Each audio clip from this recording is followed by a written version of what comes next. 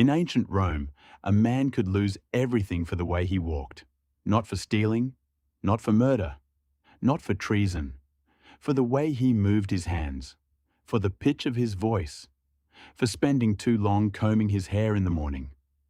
A single accusation could strip him of his citizenship, throw him out of the army in disgrace, and follow his name for the rest of his life, and for centuries after his death. This wasn't gossip, this was law.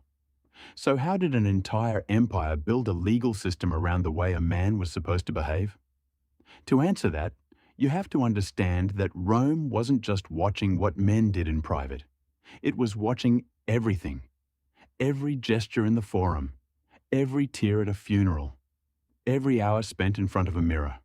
Rome had built an invisible cage around its men, and almost nobody escaped it. Break its rules, and you didn't just lose your reputation. You could lose your rank, your rights, your place in the army, even your name in the official records of the state. And the terrifying part is, most men never saw the cage. They just felt its walls whenever they got too close. It started with a single word, virtues. You already know its descendant, the English word virtue. But strip away centuries of softening, and the Roman version meant something harder, colder, more physical. Virtues came from vir, the Latin word for man. It wasn't about being good.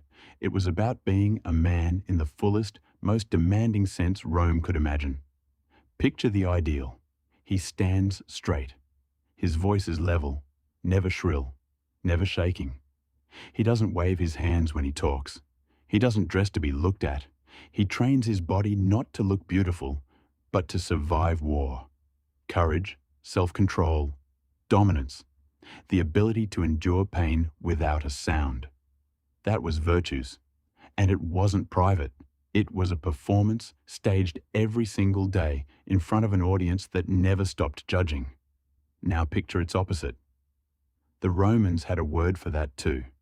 Militia. Softness. This didn't just mean cowardice on a battlefield. It meant something deeper. A man who let himself slip. A man who spent too much time on his appearance. A man who cried too long, too loud, at the wrong moment. A man who let his body become passive instead of dominant. A man who moved, spoke, or dressed in ways Rome associated with women, or with foreigners. Even a professional dancer could be cast out of respectable manhood entirely, no matter what else he achieved in life. Even grief had a ceiling. A man could weep at a funeral. That was allowed, even admired. But the moment his sorrow looked too theatrical, too uncontrolled, the watching eyes would start to wonder if he'd crossed a line.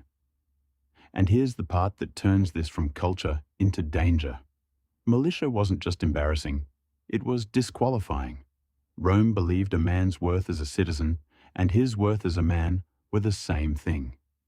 If you couldn't control yourself, Rome didn't trust you to sit on a jury, lead troops, or hold office. Your softness wasn't your business.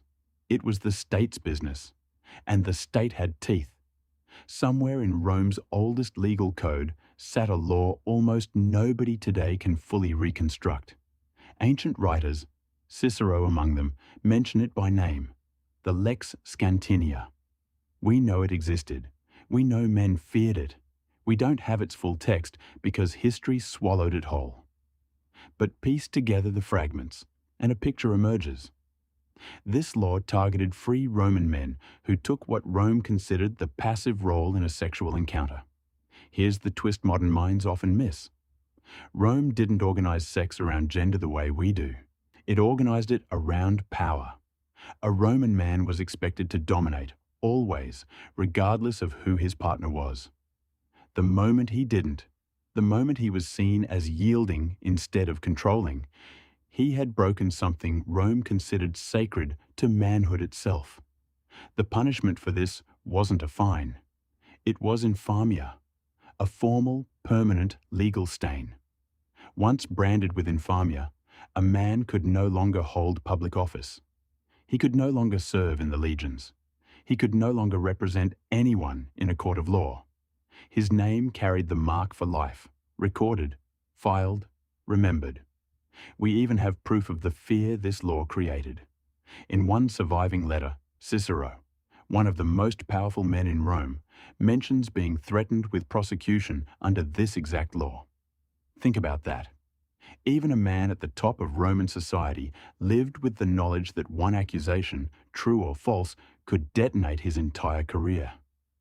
But the Lex Scantinia was only the most visible weapon. Rome had quieter ones too. Every 5 years, officials called censors reviewed the list of Roman citizens. On the surface, this sounds like bureaucracy, a head count. It wasn't. These censors held the power to attach a permanent black mark to any man's name, the nota censoria, for conduct they judged unworthy of a citizen. And unworthy included exactly the kind of behavior we've been describing. Spend too long on your grooming? Noted.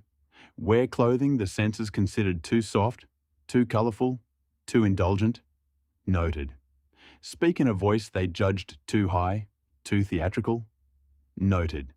Even keeping company with men who had reputations for softness could taint you by association, because in Rome's eyes, weakness spread like a disease. This wasn't a court. There was no trial, no defense. It was two officials deciding whether you measured up. And if you didn't, stripping away privileges you may have held your entire life. And once that mark was made, it didn't fade. It followed you into every future interaction with the state. One man turned this system into a weapon of terrifying precision. Cato the Elder, serving as censor in 184 BC. Ancient historians describe him as almost fanatical, hunting down men he considered too soft, too indulgent, too influenced by the luxuries flooding in from Greece and the East.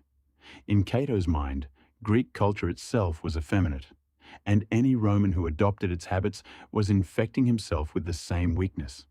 He didn't just judge men. He built his entire legacy on punishing them. But even the law and the censors couldn't reach everywhere. So Rome built one more weapon, and this one never expired: poetry. The satirists Juvenal and Martial turned accusations of softness into public entertainment.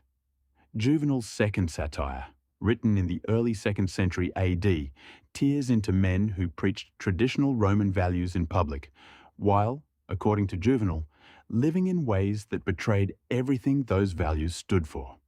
He didn't hide his targets behind vague hints. He used names close enough to the real thing that anyone in Roman society would know exactly who he meant. Martial did something just as vicious, in shorter, sharper verses, mocking men for hair arranged too carefully, hands that moved too fluidly, voices pitched too soft. And here's why this mattered more than a courtroom ever could. A legal verdict punished one man once. A poem didn't stop. It was read aloud at dinner parties, copied by hand, passed from house to house, recited for entertainment, generation after generation. Juvenal's satire is still being read today, nearly 2,000 years later, which means the men he mocked are still, right now, being remembered as failures of Roman manhood. No court sentence in history has ever lasted that long. Now take this same obsession and drop it into the one place Rome trusted least with weakness: its army. A soldier judged to have broken Rome's masculine code didn't just get scolded. He received the missio ignominiosa, dishonorable discharge, the harshest internal punishment the Roman military could hand down. Serve honorably, and you walked away with land, legal privilege, social standing for life. Get discharged in disgrace, and you got none of it, plus a permanent mark showing you'd been rejected by the most masculine institution Rome had ever built. This wasn't random cruelty. Rome genuinely believed the two things were connected, that a man who couldn't control himself in daily life could not be trusted to hold the line in battle. Self-mastery and battlefield courage were, to the Roman mind, the exact same quality wearing two different masks. And this obsession climbed all the way to the top. When his enemies tried to shame him in public, Scipio Africanus the Younger didn't deny anything.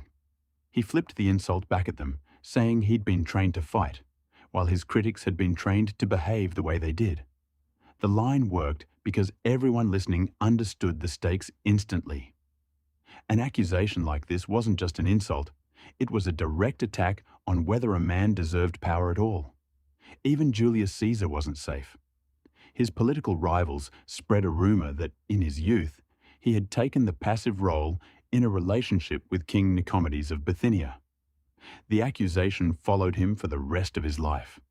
His own soldiers sang about it during his triumphal marches, technically allowed as harmless soldier humor, but really a public reminder Caesar couldn't silence, delivered at the exact moment he was supposed to look untouchable.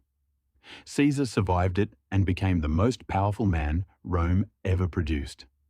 But the fact that the rumor followed him for decades, whispered even at his greatest victories, tells you something chilling. In Rome, masculine reputation was never truly settled.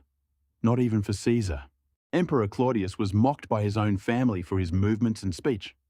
Emperor Caligula was accused, in the same breath, of being both too aggressively masculine and too indulgently soft, a contradiction that should have cancelled itself out. It didn't, because the accusation was never really about consistency, it was about control. As long as people believed manhood measured fitness to rule, the accusation worked, logic or not. So, what does all of this actually tell us? That Rome never treated masculinity as a private matter. It treated it as infrastructure, something the entire state was built on top of. Break it, and you didn't just embarrass yourself, you threatened the whole structure. That's why Rome built not one, but 4 separate systems to enforce it. Law, bureaucracy, literature, and military discipline, all aimed at the exact same target. Compare that to almost any other ancient power, and Rome's obsession stands apart. Other cultures policed behavior too. Few built an entire legal category, infamia, specifically to punish it. Few gave censors the standing authority to strip a man's status over his hairstyle. Fewer still let poetry become a punishment that could outlive the man it targeted by 2,000 years. Rome didn't just judge softness. It engineered a machine to hunt it down from every possible direction and made sure that machine never stopped running. And that's the real answer to the question we started with. This was never random cruelty, and it was never just gossip getting out of hand.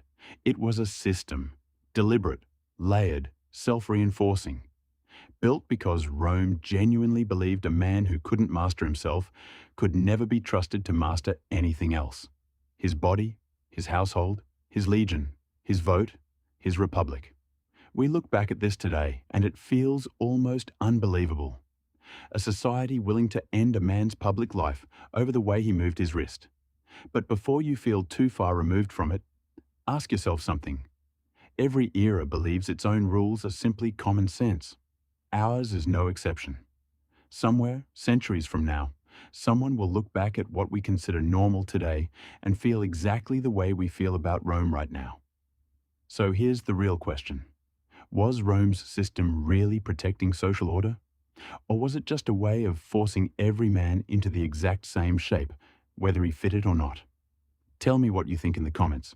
And if you want to see what happened when Rome turned this same obsession with control onto its women, that's a story for another day.